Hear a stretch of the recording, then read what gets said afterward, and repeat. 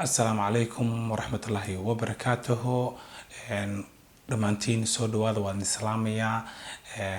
eheladayda qaaska oo halkan ku jira saaxiibaday iyo dadka fanska oo ila socda dhamaantiin soo dhawaada. ilaahay waxaan uga baryayaa waalidiintooda inuu naxariisto kuwa caafimaadka qabo dadka oo dhan kuwa caafimaadka qaba inuu ilaahay u siyaadiyo kuweena xanuunsan inuu ilaahay caafimaad buuxa oo taam ah inuu ilaahay siiyo ayaan ilaahay uga baryayaa idinkuna aamiin noo dhaha. magacaygu waxaa la yiraahdaa Yaasiin Cabdullaahi, waxaan deganahay magaalada Göteborg ee dalka Sweden. waxaan maanta halkan rabay inaan ku soo bandhigo qodob aan kaga hadlay bartayda Facebook ayaan dhaweytaan soo dhigay oo ahaa waalidiinta caruurta la soo keenayo ama caruurta waalidiintooda iyo walaalahood loo keenayo. qodobkaas aan ka hadlay oo ay ahayd jawaab ka timid maxkamadda midowga Yurub oo go'aan ka soo saartay. go'aankiina halkan baan ku hayaa, waan soo daabacay. waa runtii waa muxuu ahaa dhowr page waaye, waan soo akhriyay. waa dhowr 12 meelahaas 12 page weeye kolley iyo qoraaladii aniga aan ku darsaday oo aan sharaxaadda rabay inaan ka bixiyo. muhiimka waxa weeye arrintan waxay ka dhacday dalka Holland ama Netherlands hadba saa u taqaano. waxayna ku dhacday inan yar oo Eritrean ah. marka ay wadanka soo galeysay waxay ahayd teenage, mana da'dii qaangaarka ah ma aanay gaarin. markay isdhiibtay markii adigu inta process ku socdayna gabadhii way qaangaartay. markii ay qaangaartayna maxaa ahaa sharcigii baa la siiyay. kadib bay waxay dalbatay reerkeedii. diidma ayaa u timid oo waa la soo diiday. markii la soo diiday ayaa waxay kaga dacwootay maxkamad. maxkamadii ay ka dacwootay ayaa maaragtay waxay diidmo u soo dirtay 26 October 2016. muxuu ahaa maxkamadda oo Yurubna waxaa la geeyay 31 October isla 2016. marka waxaa u dhaxaysay adigu 5 maalmood. gabadhan sida aan idin sheegay muxuu ahaa dalka Sweden markaan ku dabaqno, Sweden waxaa jira wax la yiraahdo praxisku waxa weeye maxkamadda sare ama maxkamadda dhexe ayaa kiisas isu eg ama kiisas isu eg oo nooc ah bay waxay ka gaartaa go'aanka ay ka gaarto. haddaanan go'aankaas laga sii dacwoono maxkamadda sare looga dacwoonin ama haddii looga dacwoodo xataa maxkamadda sare ayaa go'aan ka gaarta. marka dambiyada noocaas oo kaleeta ah ama dambi qasab maahan inuu noqdo, micnaha falalka noocaas oo kale ah ama dadka is haysta ama waxay noqotaa maaha arrinkan oo kaleeto qaxootigii waxaa ha noqotee noocaas oo kaleeta ah oo kuwa ka dambeeya sidii kuwii hore loo xukumay ayaa loo xukumay. marka kaas baa waxaa la yiraahdaa praxis. marka praxiskii Swedishka ayay ka hor imanaysaa arrinkan. maxkamadan Yurub ayaa waxa ay soo xukuntay in maadaama dawladdu uu qalad ka yimid oo qaladkaasi uu ahaa micnaha habka ay micnaha waqtigii baa ku dheeraaday, gabadhiina way qaan gaartay. marka waxaa la leeyahay micnaha qofka asagoo awalba dhibana ahaa yani hadduu dhibana ku noqdo systemka dawladda ah oo ama gacan hayntiisa oo aanan la fududeynin, hadduu dhibana ku noqdo wareer waay. marka waxaa la yiri waxaa looga soo xisaabayaa qofka waagii uu dhalinyarada ahaa ama markii ugu horeysay oo uu dalbaday qaxootinimada ama nabadgelyada uu dalbaday, markaas ayaa looga soo bilaabaya. marka haddii dawladdu ay dheerayso waqtiga iyo haddii ay gaabiso waa howl iyada u taala. arrinkaas oo kale wuxuu ku dhacay dadkan dhalinyarada ah oo 2015 wadanka yimid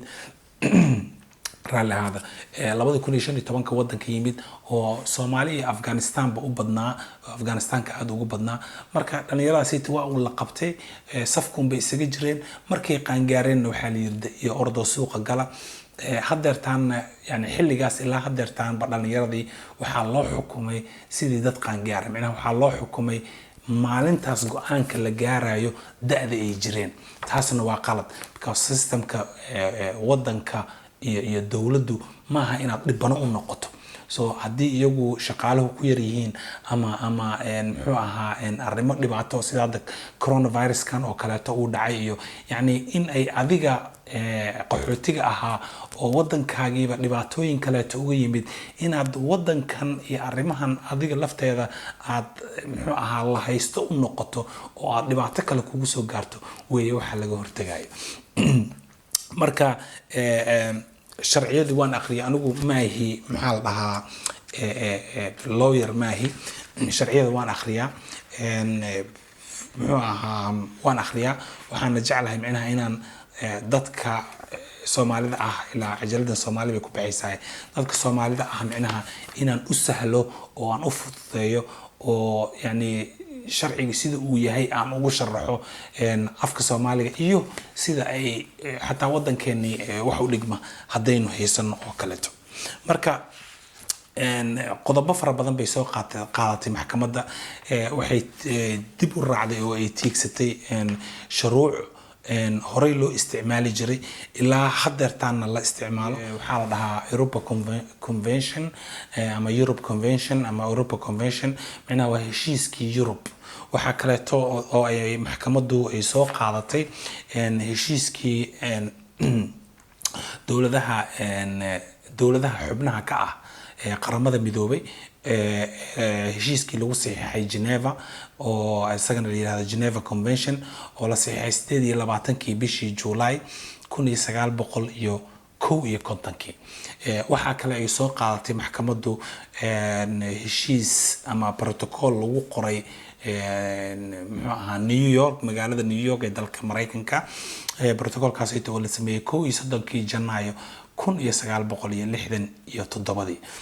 dhammaantood waxay isku waafaqsan yihiin in qofka qaxootiga ah aanan culays kaleeto aan la sii saarin oo waxa laga hadlaya ayaa asalkaba waxa uu yahay laga hadlaya macnaha in qofkan qaxootiga soo dalbaday maadaama uu wadankiisii dhibaato kaga soo cararay wadankan uu cusub oo uu yimidna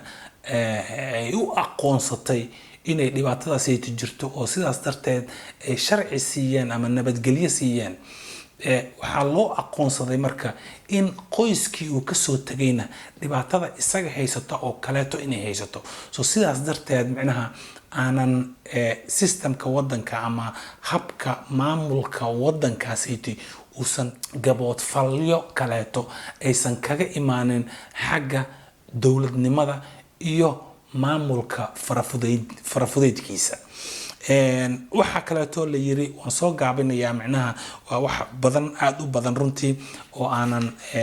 muxuu ahaa dhammaantood xabad idinkugu sheegi karin wali waxaad igala socotaa muxuu ahaa bartayda Facebooka insha Allah magacaygu waxaa la yiraahdaa Yaasiin Cabdullaahi isla waxaan deganahay magaalada Göteborg ee dalka Sweden arrinkan waxa uu si toos ah xurriyad iyo xuquuq u siinaya qofka qaxootiga ah ama nabadgelyo doonka ah midowga Yurub ayaa waxay sameeyeen wax la yiraahdo directive ama tusaaleyn directive-kaas oo soo baxay 2003 qaybtii muxuu ahaa shuruucdiisa 86 ayaa waxa uu leeyahay in qofku maxaa la dhahaa haduu yahay يعني قف u dhashay wadanka saddexaad ama wadan kaleeto waa laga hadlayaa ama uu yahay stateless waxa la stateless dad aanan lahayn wadan lahayn tusaale ahaan dadka Falastiiniyiinta oo kaleeto waxa la yiraahdaa intooda badan wadan ma laha oo sharcina la siiyay yani waa in ay helaan xuquuqda qofka qaxootiga waa inaad haysataa macnaha ugu yaraan sharci jira hal sano oo dowladda markaas qofkaas uu la joogo ama dowladaha Yurub ka mid ah sharci laga siiyay macnaha waa inuu yahay ugu yaraan hal sano sharcigaasi uu yahay sharci joogto ah ma garanaysaa waxa uu maaragtay isaga ama iyaduba ay xaq u leeyihiin in ehladooda fadhi ama degaan lagu siiyo dowladdaas ay magangeliyada ay weydiisteen iyadoo aanan loo fiirinaynin sharci ahaan waxa dowladdaas ay ka qabto so marka taas macnaheedu waxa weeye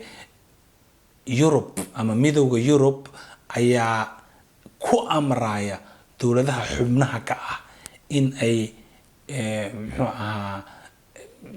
baal naxariis ah u furaan ama si naxariis leh inay maaragtay go'aamo uga gaaraan ama ay u fududeeyaan howlahooda so marka sharcigan ma aha sharci la dhayalsan karo ma aha sharci muxuu ahaa meel la isaga tuuri karo qof kasta oo maaragtay arrimahaasiti u dhuun daloola xuquuqdiisa halkaas buu ka helayaa marka umalayn maayo hadda inay jirto maxkamad taas ka sii weyn oo loo sii dacwoon karo so marka macnaheedu waxa weeye sharcigan wuu ku fulay wuuna ku fulaya sidoo kale dad fara badan baa luuqa waxay ugu soo qoray oo ma garanaysaa waxay soo dira oo su'aalo i weydiiya oo dhahaya macnaha anigu sidaan ah baan imid anoo dhalinyaro ah baan imid markaan wadanka sharciga qaatayna waan qaan gaaray reerkaygii macnaha ma keensan karaa hadda oo dacwad cusub ma furi karaa runtii anigu taas hadda ma sheegi karo sharcigan uu sharci hadda soo baxay weeye ma garan karo sida ay muxuu ahaa u isticmaali doonaan waxyaabihii hore loo soo dhaafay ma garan karo laakiin waxa aan rajaynayaa sidaan hore u soo arkay laga bilaabo maalintaas dadkan dacwadda maxkamadda loo geeyay oo ahayd 31 October 2016 maalintaasiti iyo wixii ka dambeeyay waxaan u malaynayaa inay sharcigan cusub ama go'aankan cusub ay raaci doonaan marka si aad 100% aad u hubsato oo aad u ogaato in ay adiga ku qusayso iyo inaanay ku qusaynin labadaba waxa wanaagsan inaad lawyer ama aad kala tashato oo saacad waxa way consulting baa la dhahaa macnaha fikir waxbaad isdhaafsanaysaa waxaan u malaynayaa 1000 karoon wax saasa ilaa 1500 buu ka qaadanaya saacadaas buu kula fadhinayaa fikirkaaga waxa uu eegaya warqadahaaga adoo wato diyaar ah baad tagaysaa wixii buu fiirfiirinayaa isaga ku sheegaya inuu arrin socon kara yahay iyo in ay muxuu ahaa u baahan tahay inaad iska dayso so marka isagaad kala tashan kartaa ama iyadaad kala tashan kartaa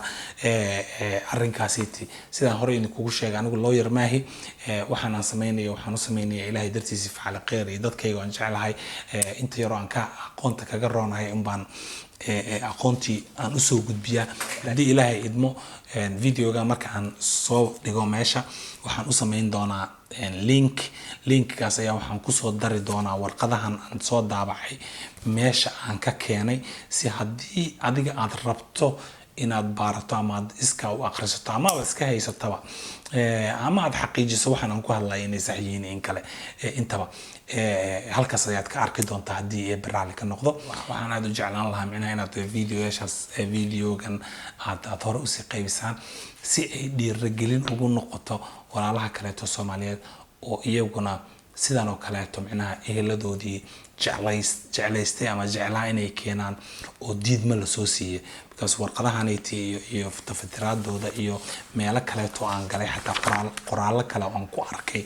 ayaa waxay tahay macnaha linear baa la dhahaa macnaha dariiqa ay qaadatay dowladda Sweden oo ahaa inay wax walba ma aragtay mayada oo soo tuurto marka kuwii buu jabinayaa halka kaliya oo laga gaari karana waxay tahay dadku inay dacwadahooda qortaan awkaatiyaal u tagaan la tashtaan wax weydiiyaan ha weydiin macnaha qof adigoo kale taa mar walba waxa raadisaa wax xaqiiqda ku sulaysan anigu markaan idin hadlaayo oo cajalada idin soo duubayo xaqiiq baan ka hadlaa wixii qornaa baan ka hadlaa waliba meeshaan ka keenay iyo waxaan ka keenay oo raad raac leh baan ka hadlaa laakiin haddaad qof kaleeta aad weydiisid oo cilmi dhagood aad muxuu ahaa soo qaadato